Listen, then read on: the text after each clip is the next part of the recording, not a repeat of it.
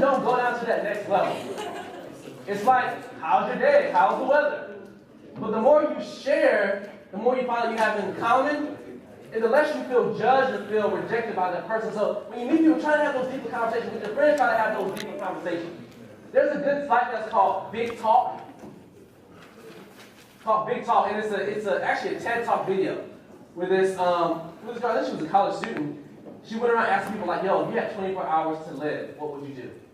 And just being able to see the emotion, being able to get down to the deeper stuff and the deeper things that we've all been through and what we're going to be able to push through, then you're going to be amazed at what you're able to accomplish, and you'll be amazed at how close you can get to people. When it comes to judgment and rejection, here's a good example. I saw this, it was like a meme on like Facebook or Instagram. So, this is how life works when it comes to rejection people. So you see at the top, the guy is up on the donkey with his bed. Everybody say, hey, Ben. Yeah. He's up with his bed. So he's up there riding, and people are commenting like, we can man, you a donkey, like, why are y'all both on there? So, brother, he gets off, and he gets his bag on there, right? So then, the people are still commenting.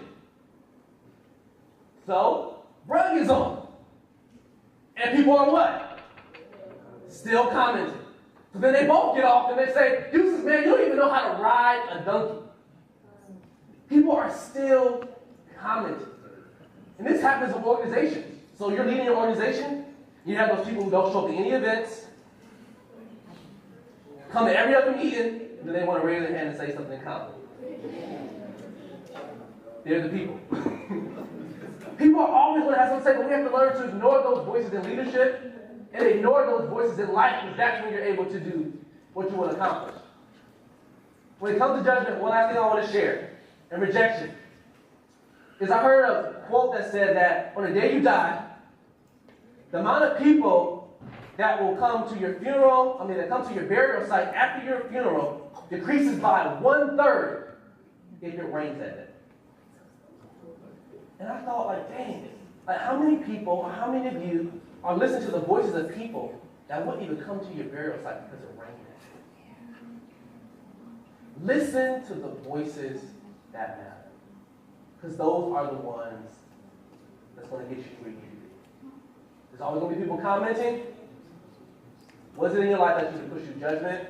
If you're a failure on, in order to push through. Now let's go through some tips of how to conquer fear.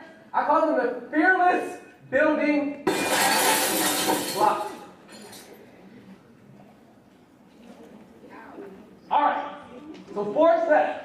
Or 4 things. First thing I want to talk about is self-worth or confidence. Confidence. So if I look at most of those spirits in there, a lot of it comes down to just not being confident in ourselves, not being confident in our abilities. And one of the biggest ways to just increase that is, first off, self-talk.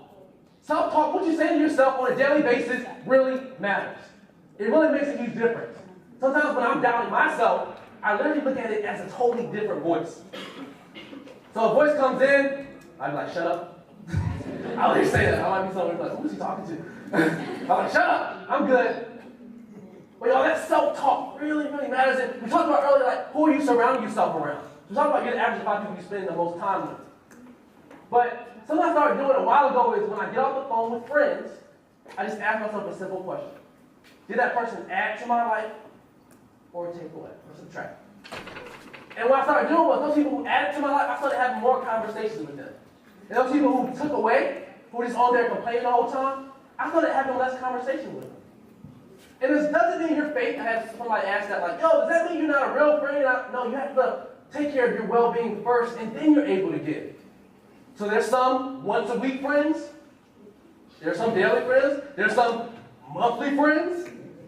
Bi-monthly friends. There's certain friends that I'll literally, the phone ring, and I'll be like, not right now. I haven't talked to you in such a long time because we be on the phone, you ain't talking about nothing. But all that plays into our self-confidence. A lot of y'all have achieved some amazing things thus far, but you don't talk about it. Because the world says, like, don't be arrogant. A lot of y'all are so afraid of being arrogant that you're not confident at all. You have arrogant on this side and you have confident. I'd rather you be a little bit more arrogant. I got to tone you down. Like, calm down. All right, you ain't that great.